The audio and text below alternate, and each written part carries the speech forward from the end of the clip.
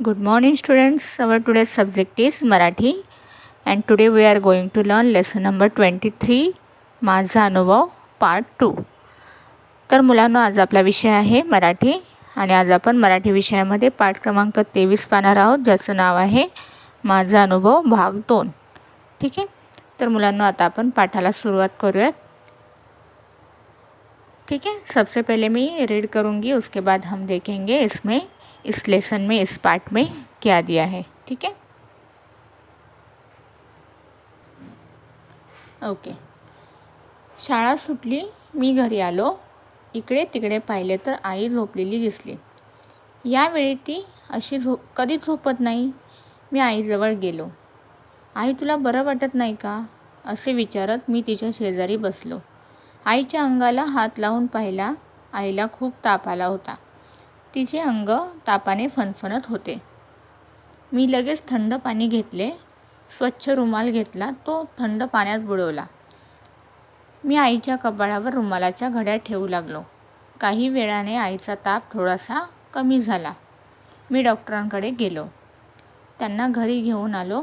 डॉक्टरांनी आईला तपासले, औषधे लिहून दिली. मी आईला चहा करून दिला. थोड्या वेळाने आईला झोप लागली. मी घर आवरले, घर स्वच्छ झाडून घेतले. तेवढ्यात बाबा आले. त्यांनी डॉक्टरांनी दिलेली औषधे आणली, आईला दिली. आता आईला थोडे बरे वाटू लागले. आई उठून बसली. बाबा म्हणाले, तू उठू नकोस, आराम कर, जेवणाचं मी बघतो. आईच्या चेहऱ्यावर समाधान दिसले. आईचा आनंदी चेहरा पाहून आम्हालाही आनंद झाला. ठीक आहे मुलांनो, तर हा आहे आपला पाठ क्रमांक 23 माझा अनुभव. म्हणजेच या पाठामध्ये या मुलाला जो अनुभव आलेला आहे, ठीक आहे, तो त्यानं या पाठामध्ये व्यक्त केलेला आहे, दिलेला आहे. ठीक है. अभी हम देखेंगे. ठीक है. अभी यहाँ पे ये जो चित्र है फर्स्ट वाला, यहाँ पे आप देख सकते हो, है ना. चित्र में क्या दिख रहा है, इस चित्र, ये जो पहला वाला चित्र है, यहाँ पे क्या दिख रहा है सबको, एक लड़का है और उसकी मम्मी यहाँ पे बेड पे सोई है ना, क्योंकि वो बीमार है. ठीक आहे. त्यानंतर अजून काय दिसतं चित्रामध्ये, तर मुलाने काय केलेलं आहे, रुमालाच्या घड्या आईच्या डोक्यावर कपाळावर ठेवलेल्या आहेत, का तर आईला ताप आलेला आहे. आता दुसरं चित्र पाहूयात. दुसऱ्या चित्रामध्ये काय दिसतंय बरं, तर दुसऱ्या चित्रामध्ये दिसतंय की इथे मुलाचे आई बाबा बोलत आहेत. ठीक आहे. आई उठून बसलेली आहे आणि बाबा काहीतरी समजवत आहेत. ठीक आहे. आता आपण पाहूयात पुढे पाठामध्ये काय दिलं आहे.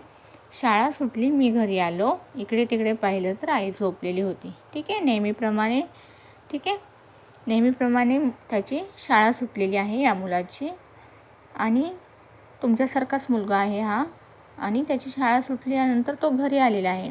ठीक है. घर पे आके उसने देखा तो उसकी मम्मी बेड पे सोई है ना, आई झोपलेली दिसली. यावेळी ती अशी कधी झोपत नाही. मी आईजवळ गेलो. ठीक आहे. तर मुलगा काय बोलतो, तर यावेळेला ती कधी झोपत नाही, हो ना. तर त्यानंतर तो आईजवळ गेला आणि आईला विचारलं की आई, तुला बरं वाटत नाही आहे का, असे विचारत मी तिच्या शेजारी बसलो. ठीक आहे.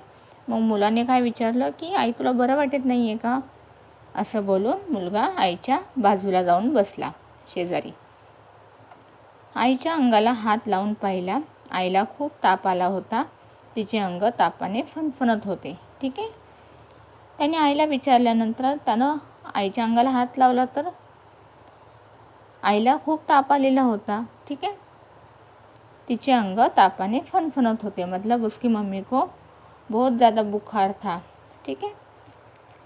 मी लगेच थंड पाणी घेतले. स्वच्छ रुमाल घेतला, तो थंड पाण्यात बुडवला. मी आईच्या कपाळावर रुमालाच्या घड्या ठेवू लागलो. ठीक आहे.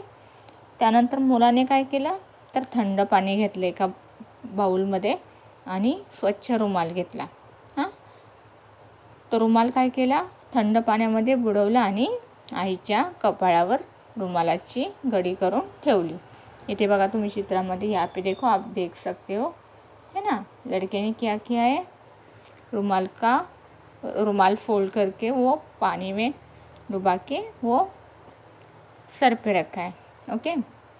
काही वेळाने आईचा ताप थोडासा कमी झाला. ठीक आहे. जेव्हा त्यानं रुमाल ठेवला कपाळावरती त्यानंतर आईचा ताप कमी झाला. मी डॉक्टरांकडे गेलो, त्यांना घरी घेऊन आलो. डॉक्टरांनी आईला तपासले, औषधे लिहून दिली. ठीक आहे.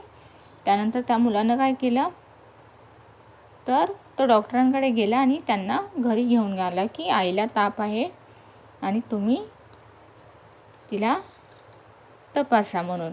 ठीक आहे. आईने त्यानंतर डॉक्टरांनी काय केलं तर आईला तपासले आणि काही औषधे लिहून दिली. मी आईला चहा करून दिला. थोड्या वेळाने आईला झोप लागली. मी घर आवरले, घर स्वच्छ झाडून घेतले. तर मुलाने काय केलं तर आईसाठी चहा बनवून दिला आणि त्यानंतर आई झोपली. नंतर त्या मुलाने सर्व घर स्वच्छ करून झाडू मारून घेतला. ठीक है. पूरा घर उसने क्लीन किया है ना, क्योंकि उसकी मम्मी की तबीयत ठीक नहीं थी. तेवढ्यात बाबा आले. त्यांनी डॉक्टरांनी दिलेली औषधे आणले, आईला दिली. ठीक है. थोड़े टाइम के बाद क्या हुआ, उस लड़के के पापा भी घर पे आए और उन्होंने क्या किया, जो डॉक्टर ने लिख के दिया था जो मेडिसिन वो उन्होंने लेके आए और उसकी मम्मी को दिया. आता आईला थोडे बरे वाटू लागले. आई उठून बसली. बाबा म्हणाले तू उठू नकोस, आराम कर. ठीक आहे. औषधे दिल्यानंतर आईला थोडंसं बरं वाटू लागलं तर ती उठून बसली. इथे तुम्ही चित्रामध्ये पाहू शकता है ना. औषधे खाल्ल्यानंतर आईला जरा बरं वाटलं आणि नंतर मग बाबा काय बोलले की तू उठू नकोस, तू आराम कर, जेवणाचं मी बघतो. आईच्या चेहऱ्यावर समाधान दिसले. आईचा आनंदी चेहरा पाहून आम्हालाही आनंद झाला. ठीक आहे.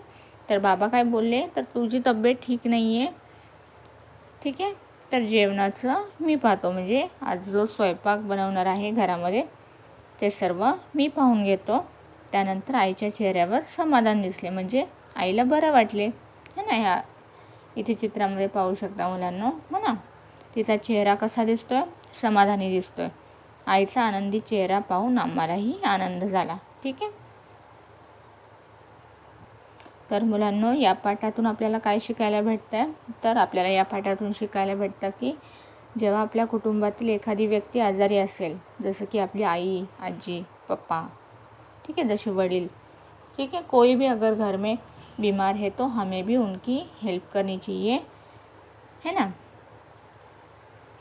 ज्या प्रकारे आई कशी सर्वांची काळजी घेते, मम्मी सबका ख्याल करती है, तो उसी तरह हमें भी उनकी हेल्प करनी चाहिए. ठीक है. उनका ख्याल रखना चाहिए, जिस तरह इस लड़के ने अपना काम ठीक से किया है ना. क्या किया उसने, उसकी मम्मी को ठीक नहीं है, उसकी आई को ठीक नहीं है, तो उसने क्या किया, घर का पूरा काम कर दिया है ना. उसने अपनी रिस्पॉन्सिबिलिटी अच्छे से निभाई है. तो आपको भी ये ध्यान में रखना है बच्चों.